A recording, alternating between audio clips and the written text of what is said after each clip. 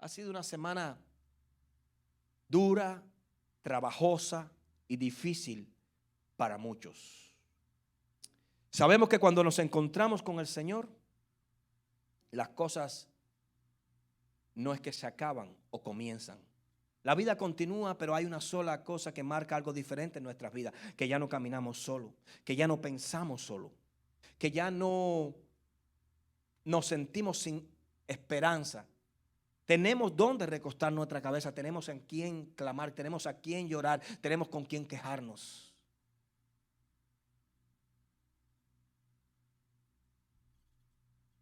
¿Por qué le digo esto? Porque hay una historia en particular dentro de la Biblia que nos enseña a cada uno de nosotros algo muy importante.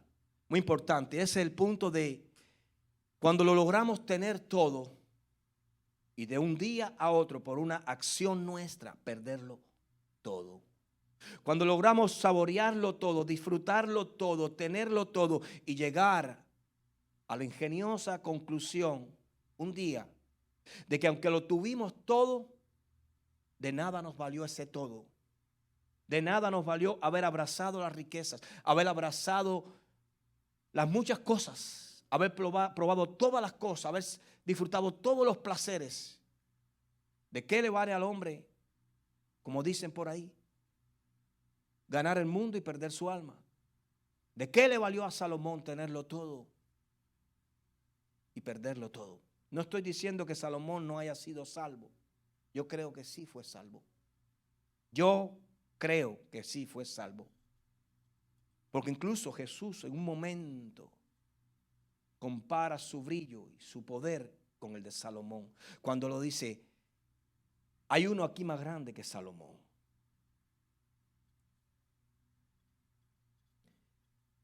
Ahora, yo quiero llevarlo a la parte que nos enseña a nosotros la vida de este hombre. Porque la vida de este hombre es, en resumen, nuestra vida. Quizás no con todas las riquezas que él tuvo, quizás no con todos los placeres que él disfrutó, pero esto no se trata de una cantidad, sino un acceso que él tuvo en su vida, al mismo que muchas veces tenemos nosotros. Y llega un momento en nuestra vida que perdemos eso, que ya no podemos disfrutar eso. ¿Y por qué? Por una acción nuestra, por una forma de vivir, por una decisión que tomamos. Quiero llevarte a la luz de la palabra en primer libro de Reyes, capítulo 9, verso 4 al 9. Está al principio del Antiguo Testamento, primer libro de Reyes. Primer libro de Reyes, capítulo 9, verso 4 al 9. Cuando todos lo tengan, me dan un fuerte amén. Y saludamos a todos aquellos que están conectados a través de Facebook. Dios les bendiga poderosamente en esta mañana de domingo. Y esperamos que esta palabra sea de bendición para la vida suya, como es para nuestras vidas. Amén. Ya todos lo tienen. Primer libro de Reyes, capítulo 9, verso 4 al 9. Nos ponemos de pie en reverencia a la palabra de Dios. Gloria al Señor. Y leemos la palabra de Dios en el nombre del Padre, en el nombre del Hijo y del Espíritu Santo. Versículo 4 en adelante. Y si tú anduvieres delante de mí como anduvo David tu padre, en integridad de corazón y en equidad, haciendo todas las cosas que yo te he mandado y guardando mis estatutos y mis decretos, verso 5, yo afirmaré el trono de tu reino sobre Israel para siempre. ¿Hasta cuándo? Para siempre. Como hablé a David tu padre diciendo, no faltará varón de tu descendencia en el trono de Israel. Ahora mire del verso 6 en adelante todo lo que el Señor le dice contrario a esto. Es decir, que el apetito de Dios por alentarnos, por guiarnos a no fallarle, es mucho más importante. Porque la bendición viene sola cuando no le fallamos. Pero cuando le fallamos, las maldiciones y las puertas que se cierran en nuestras vidas es una constancia diaria. Dios está interesado en que no le fallemos. Escuche verso 6 en adelante. Mas si obstinadamente os apartéis de mí vosotros y vuestros hijos, es decir, no solo eres tú, sino tus hijos. Por eso tienes tú también la responsabilidad de hacer que tus hijos, mientras estén bajo tu techo, bajo tu dominio, obedezcan tus palabras. Dice, tú y tus hijos, y no guardaréis mis mandamientos y mis estatutos que yo he puesto delante de vosotros, sino que fuereis y sirviereis a dioses ajenos y los adoraréis. Verso 7, yo cortaré a Israel de sobre la faz de la tierra que les he entregado, y esta casa que he santificado mi nombre, yo la echaré de delante de mí, e Israel será por proverbio y refrán a todos los pueblos. Y esta casa que estaba en estima, cualquiera que pase por ella se asombrará y se burlará y dirá, ¿por qué ha hecho así Jehová a esta tierra y a esta casa? Y dirán, por cuanto dejaron a Jehová su Dios, que habían sacado a sus padres de tierra de Egipto, y echaron mano a dioses ajenos y los adoraron y los sirvieron. Por eso ha traído Jehová sobre ellos todo este mal. Padre, a ti te damos gracias por tu palabra. Enséñanos y háblanos en esta mañana. Y guíanos, Padre, a entenderla, Señor. Abrimos nuestros corazones. Disponemos nuestro espíritu a entender tu palabra. Arrancamos, quitamos, desalojamos y hacemos inoperante todo plan de nuestra mente y nuestro corazón influenciado por las tinieblas para no retener tu palabra, para no albergar tu palabra. En el nombre poderoso de Jesús, Padre, mermamos nosotros para que crezcas tú en nuestro interior. En el nombre poderoso de Jesús. Amén. Tome asiento en la presencia del Señor. Gloria al Señor. No se preocupe por los niños, no los están inyectando. Están en adaptación. Los niños es normal que lloren, a veces juegan. Ni se preocupe. Están en cuidado. El Señor está aquí. Cuando usted lee este verso, iglesia, yo quiero... Acabamos de leer la etimología. Es decir, acabamos de leer lo que sucedía, lo que sucedió o lo que sucederá. Pero para salir de este texto y entrar más en el contexto, esta es la advertencia que Jehová le da a Salomón. Jehová se le apareció 2 veces solamente a Salomón. La primera vez fue en sueño y la segunda también. Dice la Biblia que se le apareció por segunda vez como la primera vez. Así que asumimos que fue por sueño igual. La primera vez lo bendijo con sabiduría. La primera vez lo bendijo con muchas riquezas, porque él le pidió sabiduría para guiar a aquel pueblo tan grande como la arena del mar que él le estaba entregando para dirigir. Y Dios le dio las riquezas y la sabiduría. Y esta segunda vez el Señor nuevamente le habla a Salomón. Salomón había heredado el reino de su padre como Dios lo había prometido, diciendo que no faltará, le había prometido Israel, sobre la casa de Israel descendencia de la línea de David. Y así fue. Jesús vino de la línea de David también. Y Salomón, el hijo de David, hijo de Bexabé también, creo que era el segundo hijo de David, asume la responsabilidad de reinar en Israel. El padre había albergado en su corazón siempre el deseo de construirle un templo a Dios, porque por muchos años, cuando el pueblo de Israel anduvo en el desierto, ellos hablaban y decían, y la palabra nos enseña que el arca de Dios, donde estaban los mandamientos, la presencia de Dios, moró siempre de un lugar a otro. No tenía campamento fijo, moraba bajo una carpa en diferentes tierras, y ellos querían ya establecerle una casa a Jehová, una casa grande. Pero Salomón tenía una idea amplísima, escuche bien, un concepto amplísimo de quién era Jehová, porque había visto las maravillas, las glorias de Jehová, había escuchado los cuentos de su padre, todo lo que Dios, lo que Jehová había hecho con ellos, con su pueblo en el desierto, todo eso lo sabía Salomón. Qué hijo de rey, qué hijo de ministro que viva o se críe en el palacio, no sabe de esas cosas. Cuando es estudiado, cuando es llenado en su mente y en su corazón de todo tipo de sabiduría y conocimiento humano. Hablaban diferentes idiomas, es decir, eran enseñados por los mejores maestros, tenían los mejores recursos. Salomón tenía una vasta experiencia y un vasto conocimiento de quién era Jehová. Él había sido el protagonista prácticamente del favor de Dios sobre su vida, cuando Salomón comienza a expectar en su propia vida cómo Dios lo iba bendiciendo. La Biblia nos enseña que sintió en su corazón, al igual que el padre, continuar con aquel plan, con aquella casa para Jehová, la cual David no pudo, aunque sí tenía el corazón, pero sus manos estaban manchadas de sangre. Y Jehová le dice: vas a hacerme casa, pero no serás tú, sino un descendiente tuyo, porque tú has sido hombre de guerra, de pelea, y tus manos están bañadas de sangre. Pero tu hijo, Salomón, él construirá casa para mí. Y Salomón emprende la obra.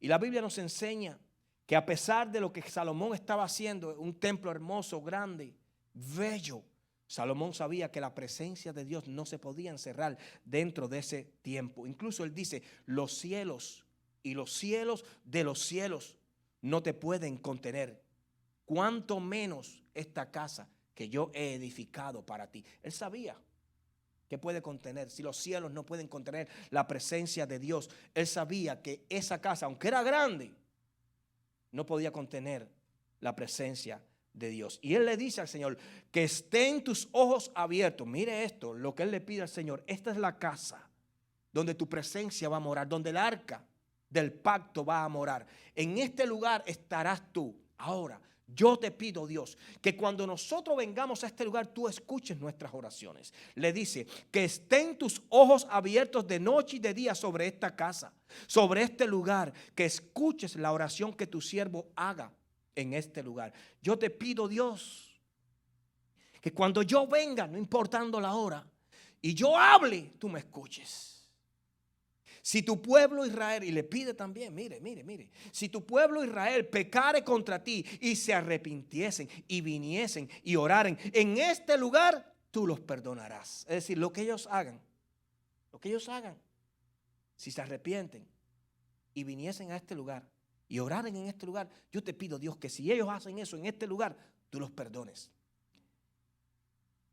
Si tu pueblo Israel fuese derrotado frente a sus enemigos por haber pecado y oraren en este lugar, tú los perdonarás y los volverás a este lugar. Si el cielo se cerrare y no lloviere por haber ellos pecado contra ti y oraren en este lugar, tú darás lluvia sobre su tierra. Y la lista es mucho más amplia que esta. Es decir, él le presentó a Dios un cúmulo de peticiones que él quería que se manifestaran cuando ellos oraran en ese lugar. Es decir, él sabía lo que estaba haciendo. Él sabía ampliamente lo que estaba haciendo. Quiero decirte algo. Cuando Dios comienza a bendecir a Salomón, lo bendice extremadamente, como ningún otro rey pudo haber sido bendecido. Las riquezas, lo que recibía el rey en talentos de oro cada año, dice la Biblia que eran 666 talentos de oro, sí, 666, anual. ¿Qué es un talento de oro? Un talento de oro pesaba aproximadamente 42 kilogramos. Cuando usted multiplica 42 kilogramos por 666, le da un total de alrededor de 28 toneladas de oro recibía el rey cada año. Y este era el oro que recibía del pueblo, de algunas rentas y de situaciones como esa, porque nos aclara que no era el oro que recibía de los príncipes, de los gobernadores, de las personas que estaban en eminencia. Es decir, que se deduce que él recibía mucho más oro que ese. Todos los vasos, las vajillas del palacio del bosque, que era otro palacio que él tenía, todo era oro puro, fino. Todo estaba hecho con oro. Construyó un trono de marfil inmenso, bañado con oro, con portones, con leones. Aquello era radiante y grandioso. Así fue la riqueza de Salomón. Pudo tener bajo su dominio más de 1,400 carros de batalla y alrededor de 12,000 jinetes. Y la Biblia nos enseña que incluso fue tanta la riqueza porque el hombre era muy genio para los negocios. Abrió líneas de comercio, de negocio y constituyó naves de guerra para cuidar esas líneas de negocio y no fueran asaltadas. Abrió nuevos puertos, nuevos lugares, enriqueció mucho Israel a tal punto que dice, la plata en aquel tiempo no era valorada, no tenía valor. Todo se hacía con oro. Pero dicen que la plata era tanto que era como las piedras. La plata en Jerusalén era como las piedras. Cuando usted lee esa parte, ahí se lo especifica. Y Salomón recibía de todo, era riquísimo. A punto que incluso la reina de Sabá llega y lo ve Y no solo viene asombrada por lo que escuchó sobre él, sino que le dice, no, lo que me dijeron a mí no es comparado con lo que yo acabo de ver. Usted es más sabio de lo que yo me imaginaba. Usted es más rico de lo que yo me imaginaba. Porque imagínese entrar en aquel palacio, ver el palacio, ver el trono del rey, ver las vestimentas del rey, las vestimentas de los maestresalas, de los probadores de vino, las vestimentas de los de servicio, de los soldados, los cuartos de los soldados. Era todo lujo. Así vivía Salomón. Y todas estas personas traían toneladas y toneladas de especias, de ungüentos, de perfumes, de oro, de plata, de onir, de marfil, de todo tipo de piedras preciosas, y se lo entregaban, se lo regalaban al rey. Mire cómo era, tantas personas querían conocer al rey, porque escucharon quién era el rey, escucharon sus obras grandiosas, su sabiduría, que las personas solamente deseaban verlo, y por verlo iban y entregaban oro para verlo. Iban a verlo, la fama que tenía Salomón, porque era tan grande la fama que ellos se presentaban delante del rey con todas estas riquezas solamente para ver al rey, para conocer quién es Salomón. Cuando usted lee la historia de Salomón, Salomón pudo vivir con todas las riquezas, con toda la gloria y con todo el esplendor que una persona puede vivir. Pero cometió un gran error. Él había escogido por esposa a la hija de Faraón. Esa era su esposa. Pero cuando el hombre comenzó a enriquecerse, pasaron como 20 años. Y las palabras que Dios le había dicho a Salomón parece que se le comenzaron a olvidar. Se acordaba de las bendiciones, pero no retuvo las maldiciones que podían llegar a su vida si le fallaba al Señor. Y la Biblia dice que pudo y trajo de mujeres extranjeras algo abominable, que Dios le había prohibido, a casarse con mujeres extranjeras. Por eso la Biblia nos enseña también a nosotros los cristianos lo que es el matrimonio. Cuando nos habla del matrimonio, nos habla de que un hombre y una mujer cristianos deben buscar un hombre y una mujer cristiano. Y los que no han hecho caso de este versículo han recibido en sus propias carnes el pago de su desobediencia. Y llegó a tener Salomón, de entre todas estas mujeres de las diferentes tribus extranjeras, alrededor de 700 mujeres reinas y 300 concubinas. El hombre tenía un harén inmenso como nadie lo tenía. 1000 mujeres para él. Wow, si yo con la mía solo no puedo.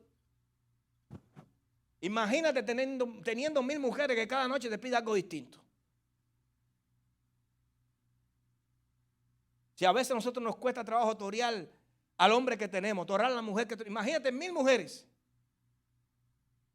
Bueno, pues Salomón tenía 1000 mujeres concubinas, 700 constituidas reinas y 300 concubinas. Y como mismo le había advertido Jehová, su corazón comenzó a desviarse y comenzó a hacer lo que Dios le había advertido. Esas mujeres van a desviar tu corazón a la adoración de sus dioses y te vas a olvidar de mí. Y comenzó Salomón, así de acto, a construir lugares altos de adoración paganos a los reyes de aquellas mujeres extranjeras, y se olvidó de Dios. Así, y se olvidó de Dios. Y cuando comienzas a leer la historia, usted puede entender con 4 palabras o 5 palabras lo que sucedió. Hasta aquí llegó la gloria de Salomón. Porque es cuando Dios se le aparece y Dios dicta sobre él sentencia. Lo que sucede con Salomón es que Salomón tenía muchas riquezas, pero se alejó de Dios. Yo quiero decirte algo. La gloria de un hombre no está en las riquezas que tiene. La gloria de un hombre está en su relación con Dios. Si tú pierdes tu relación con Dios, tú pierdes no solo tus riquezas, sino tu gloria también. Esto es importante que lo entendamos como iglesia, porque esto nos va a ayudar a nosotros a librarnos de estos capítulos amargos de los cuales Salomón no se pudo librar. Muchos de nosotros, cuando comenzamos con Dios y pasó el tiempo, comenzamos muy animados. Veníamos constantemente a la iglesia. Queríamos servir con mucho amor, queríamos servir con mucha pasión y veíamos y fuimos testigos y protagonistas de cómo la gloria de Dios se manifestaba en nuestras vidas. Nos ayudaba, nos sanaba, nos bendecía, nos cuidaba, nos protegía, nos sacaba del lugar donde no debíamos estar y nos ponía en lugares de bendición. Y fuimos testigos de cómo la mano de Dios se movía constantemente en nuestras vidas. Pero pasado el tiempo, nuestro novio, nuestra novia, nuestro amigo, nuestra amiga, nuestros compañeros, el cansancio, el afán por las cosas comenzó a alejarnos. Comenzamos ya a darle a Dios una adoración no constante, sino pausada. Comenzamos ya a no buscar del Señor no constantemente, sino algunas veces. Ya no buscábamos su rostro, ya no adorábamos a Dios, ya no orábamos a Dios, ya no leíamos la palabra constantemente como lo hacíamos al principio diariamente. Ese momento que la Biblia nos habla cuando estábamos en nuestro primer amor. Cuando usted estaba en el primer amor, ¿cómo fue? Besos, abrazos, la llevabas a comer, le comprabas un ramo de flores, iban al cine juntos, no te daba pena, le daban el brazo, pero ya después que pasa el tiempo, que pasan los años, que pasa o que empieza a desaparecer poco a poco aquello que los unió al principio, su relación comienza, su relación secular con su cónyuge comienza a cambiar.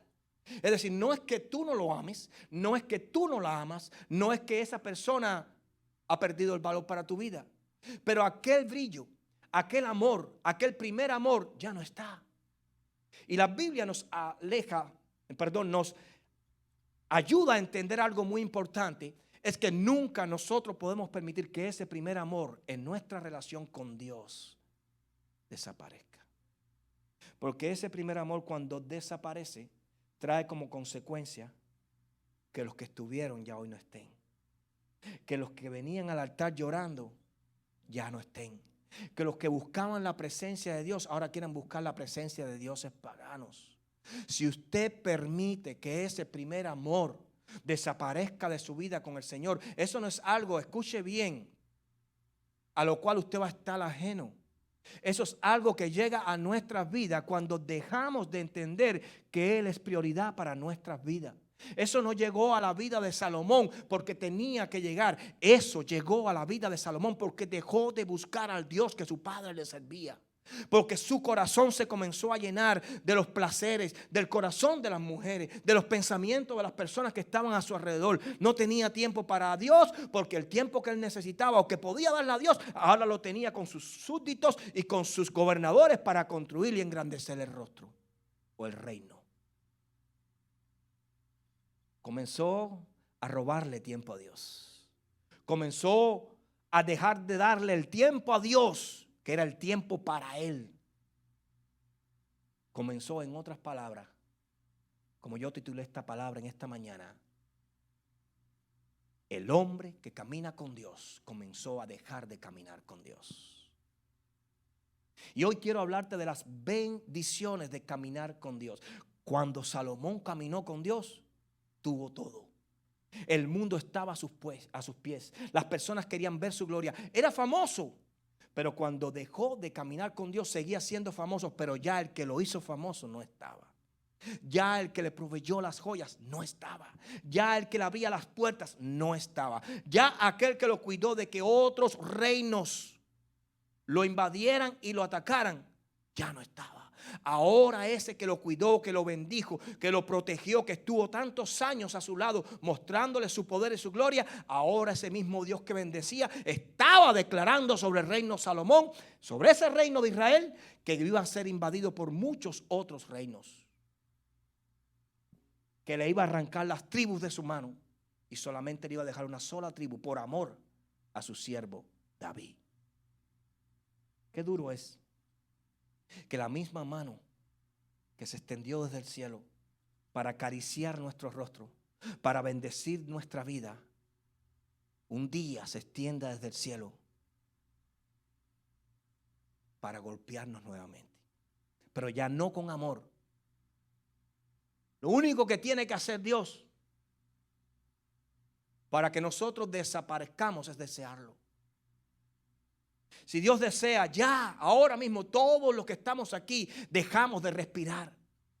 Si Dios desea, todos los que estamos aquí, dejamos de que nuestros corazones latan. Ahí mismo quedamos. Porque Él constituyó el cielo, la tierra, el universo. Él es dueño del oro, de la plata. Todo es de Él. Por eso la Biblia nos enseña que es el Dios creador. Y cuando hablamos de creador, nuestra mente lo primero que hace es irse a las piedras, irse a los árboles, irse a los mares. No, no, no, no. ¿Cuántos aquí son también creación de Dios? Todos somos creación de Dios. Todo lo que tú veas, todo lo que respira es creación de Dios. Muchas veces tenemos el concepto equivocado de una relación con Dios. Muchas veces pensamos que tener una relación con Dios es venir a la iglesia. No. Muchas veces pensamos que tener una relación con Dios es pertenecer a una iglesia. No. Quiero decirle, aquí han habido hermanos que han estado en esta iglesia. Yo nunca he sido su pastor. No es pertenecer a una iglesia. No es venir a la iglesia. No es gritar gloria a Dios. No es gritar aleluya. Una relación se basa en permanecer. Una relación se basa en no fallar. Una relación se basa en no permitir que la fidelidad nuestra merme para con Dios. De eso se basa una relación. Cuando tú comienzas y dejas de caminar con Dios, todas estas cosas que Dios le advirtió a Salomón vienen a nuestras vidas. Por eso es importante entender, como dice el Salmo 1, verso 3, aquel que camina con Dios, aquel que ama a Dios, aquel que vive agarrado de Dios, aquel que hace de Dios su prioridad, dice, será como árbol plantado junto a corrientes de aguas, que da su fruto a su tiempo y su hoja no cae, y todo lo que hace prosperará. Cuando Josué recibe la palabra de Dios, capítulo 1, verso 8, nos dice que cuando leamos la palabra de Dios, nos dice, y lo puede leer, dice, nunca se apartará de tu boca este libro de la ley. Es decir, no es que lo leas, es que lo hagas. Nunca se apartará de tu boca este libro de la ley, sino que de día y de noche meditarás en él, pensarás, analizarás tus caminos. Verás y reflexionarás en el punto. ¿Cuál punto, pastor? Si estoy bien, si estoy mal, si hablé bien, si hablé mal, si estoy conduciendo mi vida hacia el lugar que quiere Dios o estoy conduciendo mi vida hacia el lugar que quiere mi corazón. Reflexionar. Nunca se apartará de tu boca este libro de la ley, sino que de día y de noche meditarás en él y harás como en él está escrito, y entonces cambiará tu vida y todo lo que hagas, todo te saldrá bien. Ahí lo dice. En otras palabras, las cosas cuando no nos salen bien es porque nos apartamos de lo que dice la Biblia.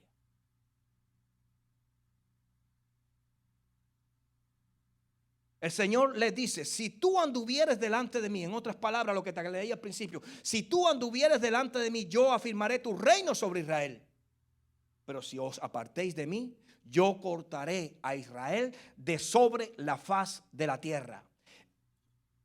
Entonces, pastor, explíqueme algo. Es que Dios anda haciendo un negocio conmigo. Dios me dice que si yo lo busco, Él me bendice. Y si yo no lo busco, no. Dios no anda por el mundo, escucha bien, tratando de hacer un negocio con el hombre. El mejor negocio que puede hacer el hombre es caminar con Dios. Dios no anda por el mundo rogando tu amistad o tu amor. Nosotros tenemos que rogarle a Dios porque su amor no desaparezca de nuestra vida, porque su misericordia se renueve cada mañana. Nosotros tenemos que rogarle a Dios para que su favor nos acompañe cada día. Si tú caminas sin el favor de Dios, te deseo buena suerte. Si tú cuando te levantas en la mañana no necesitas que Dios guíe tu mente y tu corazón y tus pasos, te deseo buena suerte. Y entonces tendrás lo que el mundo tiene, suerte. Pero si tú, como dice la palabra, si cuando tus ojos se abren a primera hora de la mañana, tú guías tus ojos al cielo y clamas al Todopoderoso y presentas tu vida en las manos de Él, yo quiero decirte que el camino ya está echado. Yo quiero decirte que la pelea ya está ganada. Yo quiero decirte que solamente tendrás que transitar por el camino que ya Dios clavó para tu vida. De eso se trata. Yo, por ejemplo, no puedo.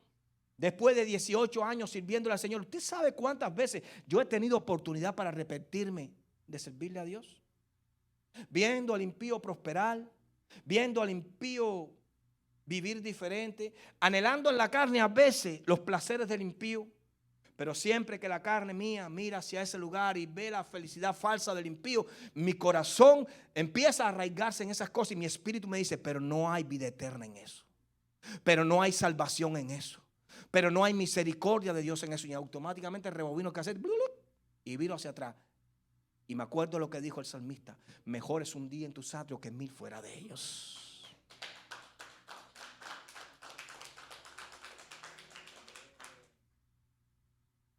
Hay algo muy importante que te diferencia de ti del que no conoce a Dios. Y se llama que tú tienes el regalo de la vida eterna y ellos no. ¿Acaso no es suficiente valor en tu vida eso? ¿Acaso no es suficientemente poderoso tener eso? Esa esperanza.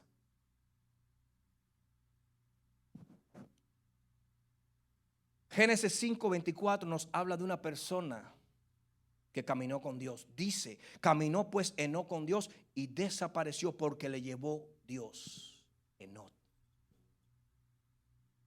Enoc caminó con Dios. Cuando usted lee esto, entiende bien esto. No dice, dice, Enoc caminó con Dios. No dice que Dios caminó con él. Señor, donde yo vaya, tú iré conmigo. Mal dicho. Llévame tú. Por eso David decía, si tu presencia no va conmigo, no permitas que yo salga de aquí. No, porque si nosotros le decimos al Señor, Señor, yo voy a emprender este negocio, necesito que estés conmigo. ¿Y quién te dijo a ti si Dios aprueba tu negocio? ¿Quién te dijo a ti si Dios lo que tiene para este año es ese negocio y no lo tiene uno mejor para el año que viene? Pero Dios no quiere que te metas en ese, porque si te metes en ese, te vas a ver complicado tanto en ese que no vas a poder disfrutar o poder tener el que Él tiene para ti. La Biblia dice, y caminó con Dios Enoc. ¿Y saben qué? Cuando usted lee esta palabra, el mismo apóstol Pablo en la carta a los Hebreos capítulo 11 verso 5 nos dice que Enoc, ese hombre, tuvo testimonio de haber agradado a Dios.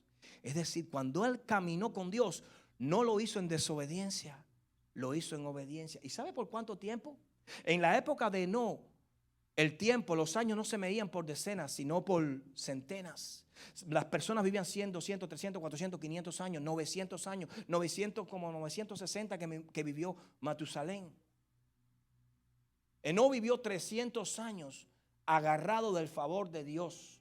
Enoc vivió 300 años obedeciendo a Dios. Enoc vivió 300 años agradando a Dios. Y muchas veces a nosotros nos cuesta estar 6 meses agradando a Dios, caminar 6 meses con la presencia de Dios. Enseguida nos queremos contagiar con el mundo y volver a donde Dios nos sacó.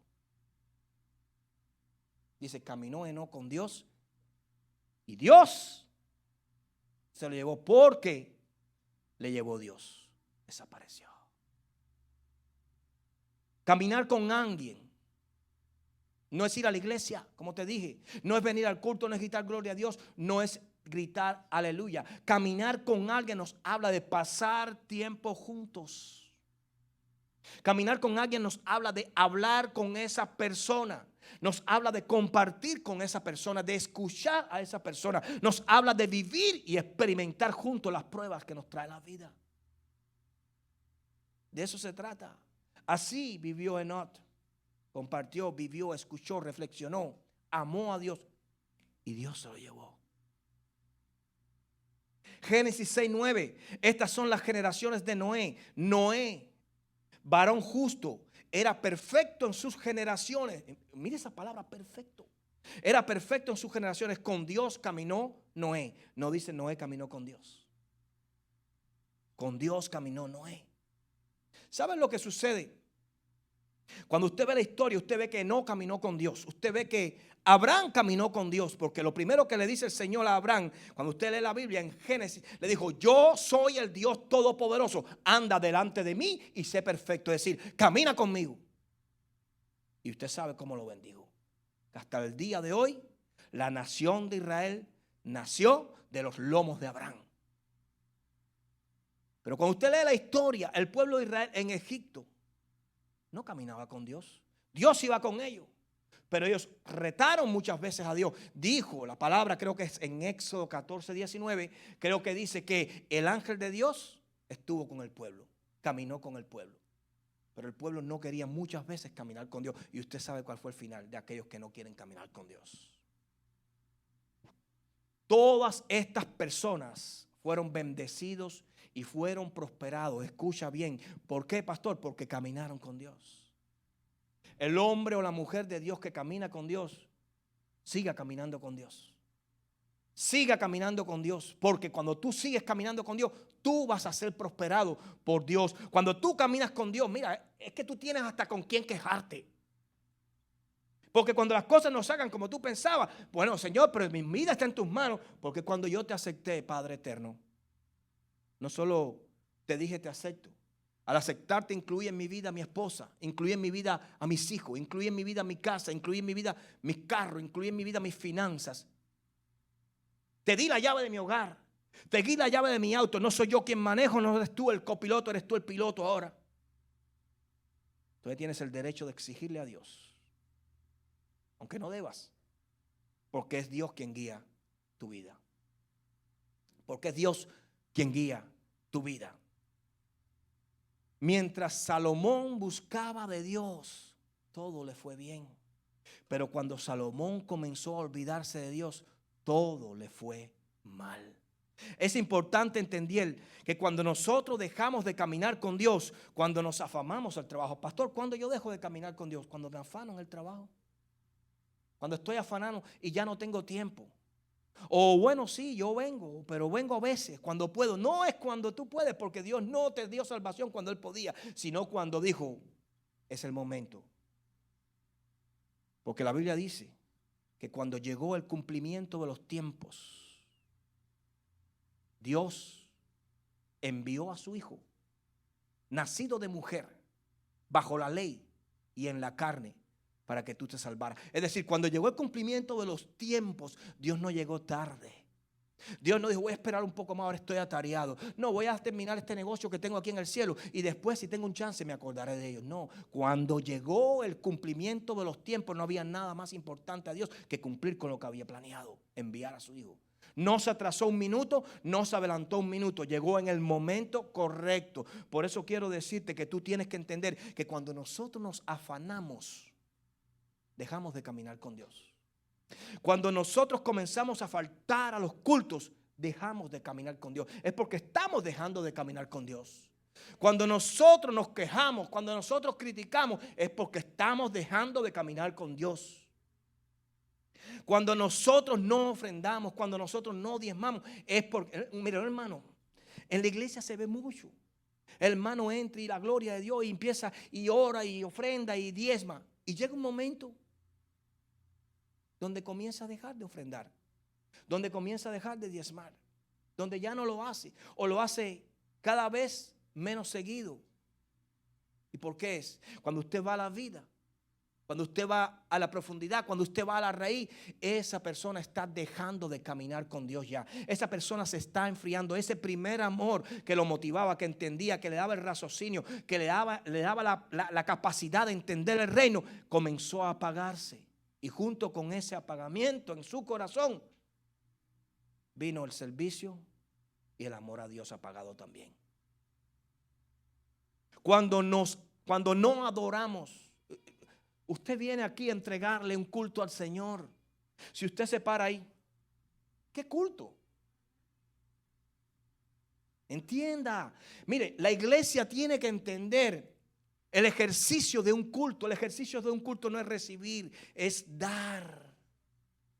El ejercicio de un culto es de levantar las manos al cielo y dar agradecimiento y dar gratitud. No con las manitos en los bolsillos, porque eso no habla de agradecimiento. Porque dice todo lo que respire, alabe el nombre de Dios. Por eso que usted ve al judío, cuando está orando, el judío está así. ¿Sabe por qué cuando ora así? Porque eso quiere decir todo mi ser alaba al Señor. No solo son mis palabras, no solo es mi espíritu, no solo es mi mente ni mi corazón. Mi cuerpo tiene que adorar a Dios también. Entienda. Cuando usted entre por esa puerta, venga con el deseo de adorar, venga con el deseo de exaltar a Dios por todas las maravillas que Dios ha hecho en tu vida. Ah, recibiste un cheque ayer, trabajaste, estás saludable. Tienes demasiadas razones para darle gloria a Dios. Tienes un techo, tienes muchas razones para darle gloria a Dios. Muchos hoy no comieron, Muchos hoy no se levantaron. Muchos anoche no pudieron dormir. Muchos hoy no están entre nosotros. Y tú sí. Entonces que tu adoración sea una exclamación de tu gratitud. Siempre he enseñado esto a la iglesia y se lo he enseñado por años y muchos ni lo cambian. Siguen ahí con sus manitos atadas. Hermano, que el Señor y los ángeles del cielo vean en tu cuerpo también una obediencia y una gratitud en tu corazón. Recuerde eso siempre. El hombre que deja de caminar con Dios, ¿sabe dónde termina? Ahogado en su propia vida. Ahí terminó Salomón. Ahogado en su pecado, ahogado en su desobediencia. ¿Por qué? Porque comenzó a hacer cultos paganos, comenzó a construir lugares altos de adoración para que se pudieran hacer cultos y holocaustos en esos lugares, ya no a Dios, sino a los dioses de las mujeres extranjeras. Esto le costó caro a Salomón porque perdió el reino, perdió su brillo, perdió su corona, perdió su riqueza, lo perdió todo. Porque aquel que está dispuesto a dártelo todo, también está dispuesto a quitártelo todo. Porque la Biblia dice que Dios hace la herida y Él la venda. Y Él mismo la venda.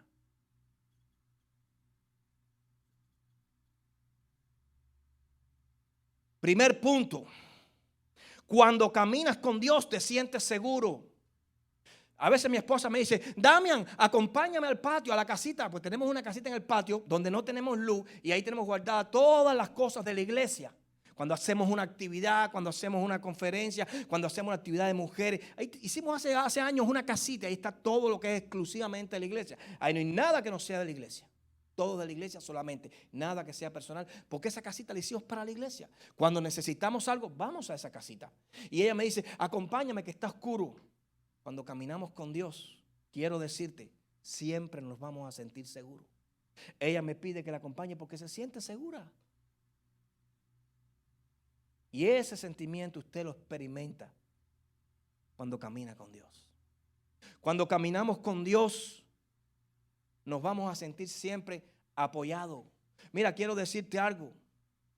La vida no es una carrera de 100 metros. La vida es un maratón. Tú siempre vas a necesitar el apoyo de Dios. La vida no es algo de donde tú vas a contar con Dios hoy, esta semana, este mes o este año. Y el mes que viene, la semana que viene o el año que viene, lo desecho de mi vida. Siempre vas a necesitar con Dios. Siempre vas a necesitar de Él. Cuando tú te sientas que lo hiciste, hasta ahí llegaste. Cuando tú te sientas que eres capaz, hasta ahí llegaste. Cuando tú te sientas que eres suficiente, hasta ahí llegaste. Cuando tú te sientas que eres dependiente y no independiente y no dependiente de Dios, hasta ahí llegaste. Y la vida se va a encargar de demostrarte que tú sin Él no eres nada. Que lo que habías logrado, hasta donde habías llegado y todo lo que habías podido tener, lo tuviste porque su misericordia te acompañó. Tercer punto. Cuando caminas con Dios, te sientes guiado. La Biblia dice, escuche bien esto, andarán dos juntos y no andarán de acuerdo. Es decir, cuando tú andas con Dios, cuando tú caminas con Dios, es el momento donde tu mente no va a ser influida por la mentalidad del mundo. No va a ser impactada por la sociedad, no va a ser impactada por las noticias, sino por la palabra de Dios. Tu mente va a estar influenciada por el poder del Espíritu Santo, que no va a permitir que el temor entre, que la desesperanza entre. Tu mente va a estar protegida por el Espíritu Santo. Los pensamientos que van a venir a tu mente en los momentos de angustia no van a ser pensamientos de temor y de miedo, sino de esperanza, de poder, de dominio propio. Cuando te vienen a decir algo, tú tienes algo más poderoso que decir sobre eso. Cuando te vienen a recordar tu caída, tú les recuerdas a ellos la resurrección. Tú les recuerdas a ellos la bendición, la esperanza de vida eterna. Es decir, van a haber momentos en tu vida donde vas a pasar por crisis. Nadie te está diciendo que no. Van a haber momentos en tu vida donde vas a pasar por enfermedades. No estamos exentos de eso. Pero pasar por la crisis y por la enfermedad, por haber decidido no caminar con Dios, pasar por la crisis y por la enfermedad solos, es algo que no puedes darte el lujo de permitir en tu vida.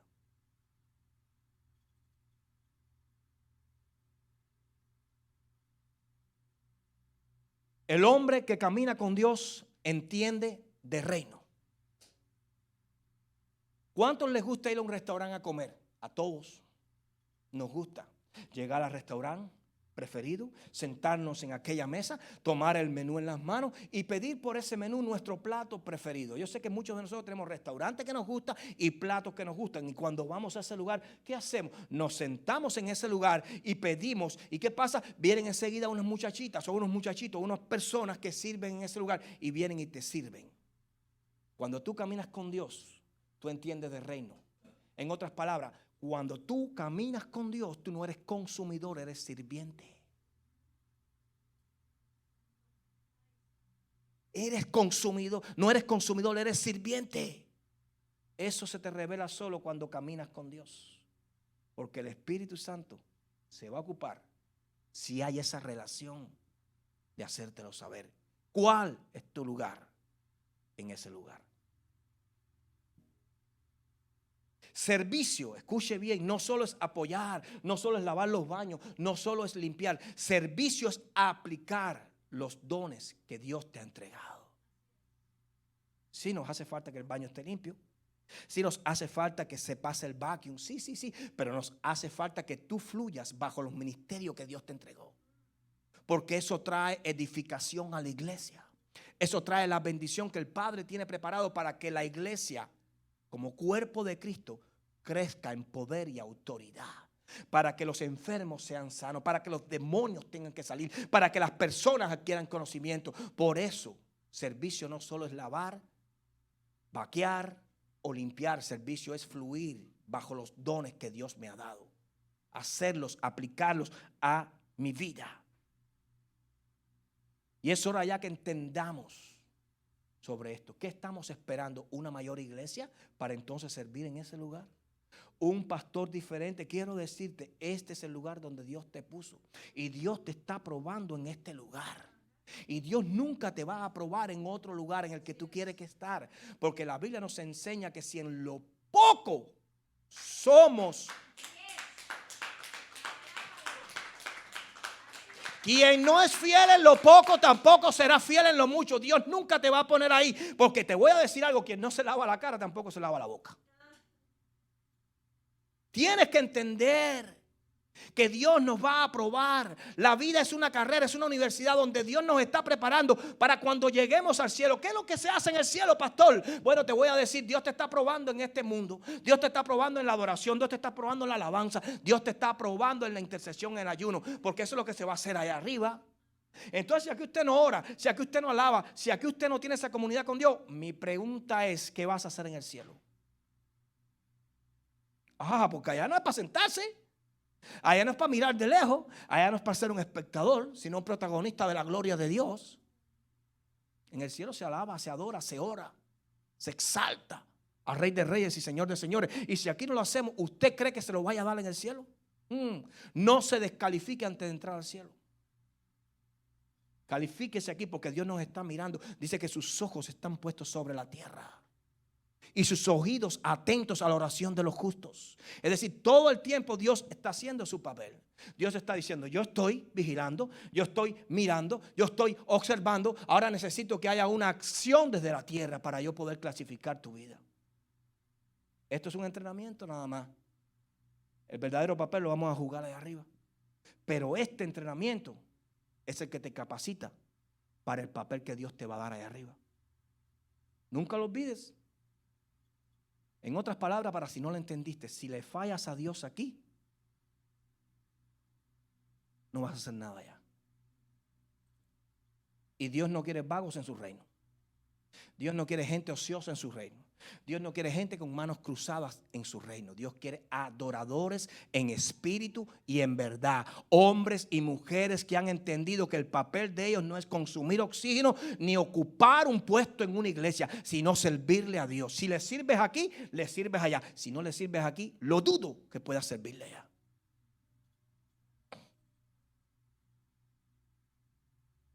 Pregunto y voy terminando. ¿De qué le valió a Salomón toda su fama?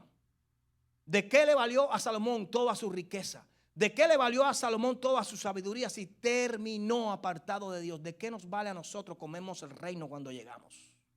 sabernos la palabra de Dios desde Génesis hasta Apocalipsis? ¿De qué nos vale a nosotros haber tocado batería y hoy no tocarla? Haber tocado un piano y ya hoy no tocarlo. ¿De qué nos vale a nosotros haber sido maestros, haber sido tutores y hoy no serlos? ¿De qué nos vale? De nada. Porque lo que fue no tiene gloria, lo que permanece es lo único que tiene gloria. Debemos entender eso. ¿De qué le valió a Salomón a sacrificar? La Biblia nos enseña y nos enseña con números. Dice que cuando inauguró el templo para Dios sacrificó, ¿sabe cuántos bueyes? 22,000 bueyes. 22,000 vacas o toros, lo que usted quiera llamarle. 22,000 bueyes sacrificó Salomón. 120,000 ovejas para glorificar a Dios. ¿De qué le valió hacer todo eso para Dios si la gloria que venía con Dios la perdió? ¿De qué nos vale a nosotros haber sacrificado, haber llorado, haber brincado, haber atendido, haber estado y ya no estar? No vale. Te lo dije, no es una carrera de 100 metros. Esto es un maratón, no es una carrera de velocidad, de resistencia. Por eso no te asustes cuando hoy muchos de los que están mañana no están, porque se cansan, porque no han entendido cómo es el evangelio, no han entendido cómo es el servicio a Dios, no han entendido lo que es ser cristiano. Por años usted va a estar cargando en su vida cansancio. Por años usted va a estar cargando en su vida falta de ganas, de motivaciones. Pero si usted por todos los años no lucha contra la falta de ganas, no lucha contra ese cansancio, si cada mañana usted no se mira en el espejo y se da 2 palmaditas en la cara y le dices al Damián que llevas dentro, levántate porque vas a adorar. No, pero la cama me dice, acuéstate. No, la cama no me gobierna. Levántate porque vas a adorar, porque no hago lo que quiero, sino lo que me conviene. Y usted cada día no tira esa batalla, hermano. La misma gloria que vio irse Salomón de su vida, la vamos a ver nosotros también, irse de nuestra vida. ¿De qué nos vale a nosotros alejarnos del camino, de la obediencia y de la fidelidad? ¿De qué nos vale a nosotros conquistar el mundo y perder nuestra alma? ¿De qué nos vale a nosotros ser fieles al principio, pero desobedientes en nuestro final? El hombre que camina con Dios no está solo. El hombre que camina con Dios no está solo. Daniel, capítulo 6. Se publicó un edicto en el reino del rey Darío. Quiero decirte, la Biblia nos dice que Daniel oraba 3 veces al día. Escucha bien esto.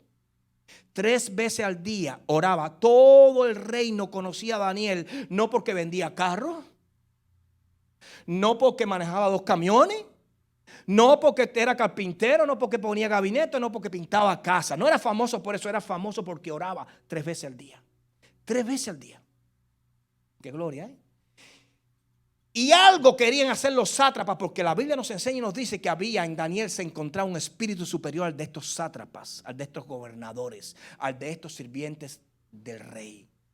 Y tenían envidia y querían buscar ocasión para hacer caer a Daniel, para que Daniel no pudiera seguir gobernando bajo ese espíritu superior. Pero no encontraban falta, porque lo único que tenían contra Daniel es que Daniel oraba 3 veces al día. Todo el pueblo sabía quién era Daniel con su Dios, que Daniel caminaba con Dios. ¿Y qué hicieron? Satanás siempre va a buscar una forma para destruir tu vida.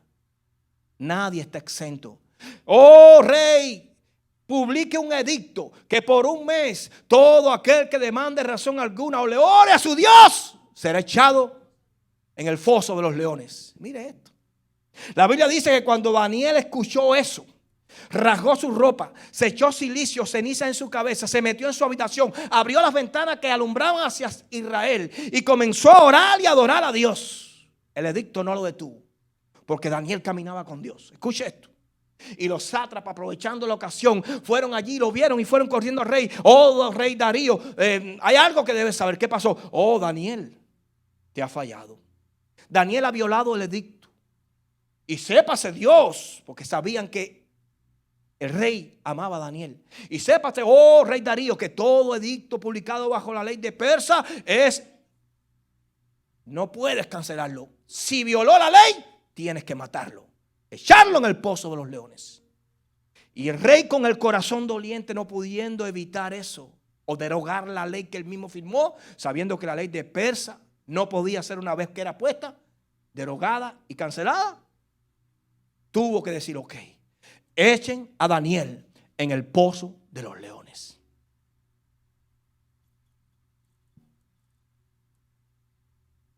Al otro día dicen que el rey esa noche no pidió ni música, ni bailarina, no pidió nada. Yo pienso que no haya dormido porque amaba a Daniel. Y se levantó muy temprano y fue. Y abrió allí aquel lugar de los leones. ¿Usted ha leído la historia? Daniel, con miedo. Daniel, ¿estás ahí? Daniel, los leones no te han comido. Y se oyó una voz desde el pozo que dijo: oh rey Darío, salve siempre. Mi Dios, al que yo oro, envió a su ángel y le tapó la boca a los leones. Y el problema que tenía Daniel es que Daniel oraba. Y no una ni dos, sino 3 veces al día.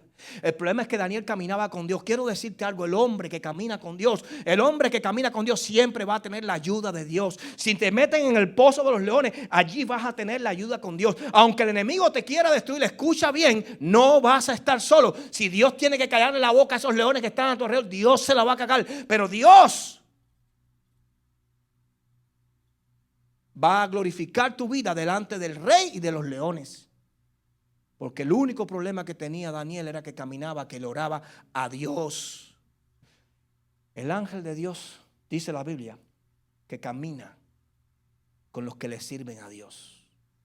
El ángel de Daniel estaba ahí para ayudarlo. El ángel tuyo va a estar a tu lado cuando tú entiendas que el mejor negocio que tú puedes hacer en tu vida es caminar con Dios. Caminar con Dios no es ir a la iglesia, es servirle a Dios, es mostrar frutos de arrepentimiento, es transformar tu mente y tu corazón, es que la persona que entró ayer sea muy diferente a la persona que está hoy.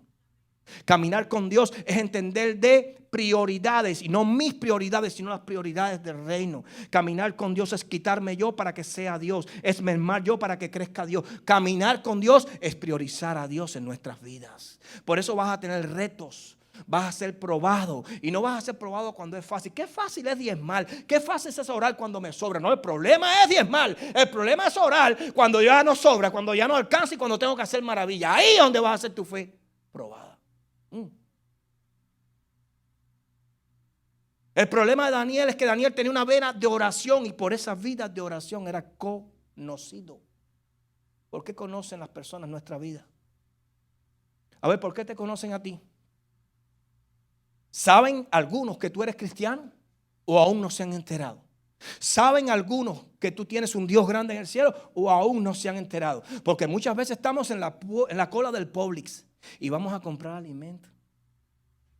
Y somos cristianos y amamos a Dios, pero un espíritu de temor, de miedo nos domina. Y somos incapaces de decirle a alguien: Dios te bendiga. Pero cuando vamos pasando, la morenita de Haití nos dice: God bless you. Bien alto, y lo dieron 3 cajas más para allá. Y a nosotros nos dio pena decírselo a ella.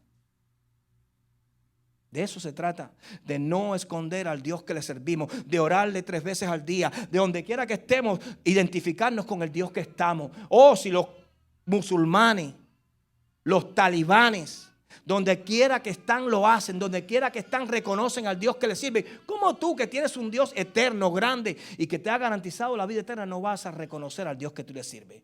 El Dios más grande no está allí, está en ti.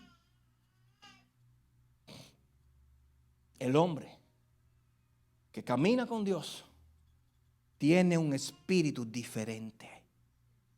Dice, y había en Daniel un espíritu diferente. Si no está ese espíritu en ti, no estás caminando con Dios. Vienes a la iglesia, estás aquí, pero Dios no se manifiesta en ti.